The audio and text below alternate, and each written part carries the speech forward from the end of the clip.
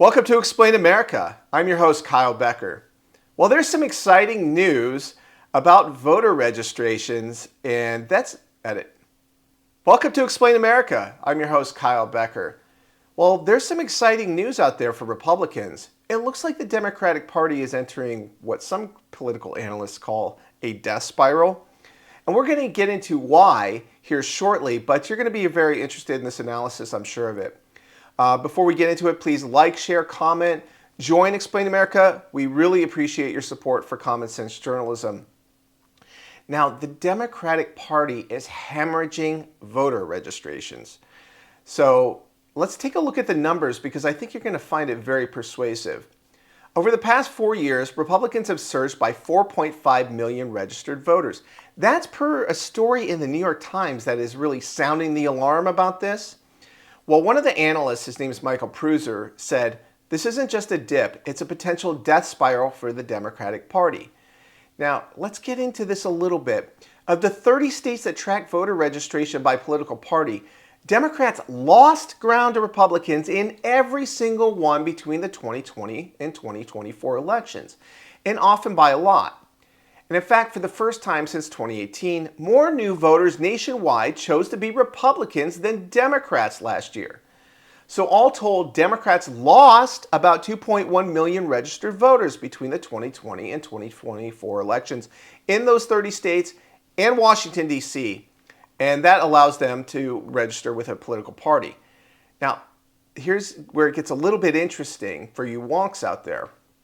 There are still more Democrats registered nationwide than Republicans, partly because of big blue states like California, they allow people to register by party, while red states like Texas, where I live, they don't.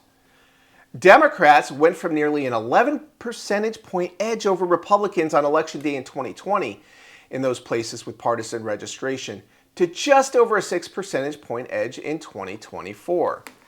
Now, so this voter registration, it is a canary in a coal mine for the Democrats because as we've seen, they lost a lot of their generic ballot edge going into 2024, and then they lost every single swing state to Donald Trump, which the U.S. media, for the major part of it, talking broadcast news, major cable news, except for Fox News, you might watch some other ones like Newsmax, for example, or Explain America.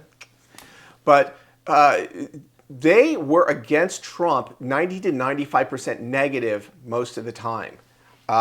So all of these Democrat advantages are starting to just fail them. They're not getting it enough. So here's another thing. Urban vote. They are in real trouble because what we're seeing is the start of Trump going on offense in terms of messaging. And in Washington, D.C., his cleanup of the city, it's being vocally opposed by Democrats. And it's being legally opposed by them as well. As we saw, a judge made conditions on the Home Rule Act, and he's making requests to the D.C. chief there, Pamela Smith, through Pam Bondi's office. So they're saying that, Trump's authority is limited. I think it's mainly because they don't want to give him credit for cleaning up the city because it has been horrible for a lot of the residents there. The violent crime has been a very serious threat there in the nation's capital for a long time. It's been a scourge and a black eye to the country in terms of its reputation and just in terms of the safety of people who go to Washington, D.C. in some areas. And so the urban voters, you're seeing people vocally support Trump and saying they like the National Guard being there. They like the extra police presence. They want to be safe and secure. And what do the Democrats do? They counter-message this by vocally condemning Trump's public safety effort. And not only that, the Soros prosecutors, which the Democrats they have no problem with whatsoever, have been letting violent criminals out on cashless bail for a long time, endangering citizens. And they've been weak on crime in a lot of other ways, too. I mean, if you look at some of these Soros prosecutor-run cities, I mean, we're talking about trafficking crimes, some very heinous crimes that don't really get prosecuted vigorously. And it's very disturbing to see. And the word is getting out because blue cities have been in decline for 20 years. And if you look at New York City, for example, they're on the verge of electing a vocal anti-American, like this, no kidding, anti-American, socialist radical who's a free Palestine zealot, and his name is Mamdani. I mean, do they think that doing the same thing is going to help their city that they've been doing? I mean, it's still going. The Democrats don't seem to ever learn. They're a glutton for punishment, and that's one of the things that's driving them into the death spiral. They are so stubborn, and they think that the way out of this situation, this hole that they've dug to themselves, where essentially the word is out about what they stand for. They're open borders, selling us out to foreign interests. I'm sorry, like standing up for this USAID waste. In a lot of cases, like we know what this USAID was for, is for propaganda, kickbacks to NGOs that turn around and give it to the Democratic Party, and waste. And that's what it's for. And they think we're stupid, and they can just get all of their propaganda outlets out there and just blast it with a megaphone into our eardrums 24/7, and that they're just going to gaslight us out of knowing who they are and what they stand for. No, we know exactly who you are and what you stand for. You have no problem with violent criminals. You have no problem with foreigners coming into our country. Not just, asylum seekers, but there were people from Afghanistan, Iran, China coming across our borders, not just asylum seekers and refugees.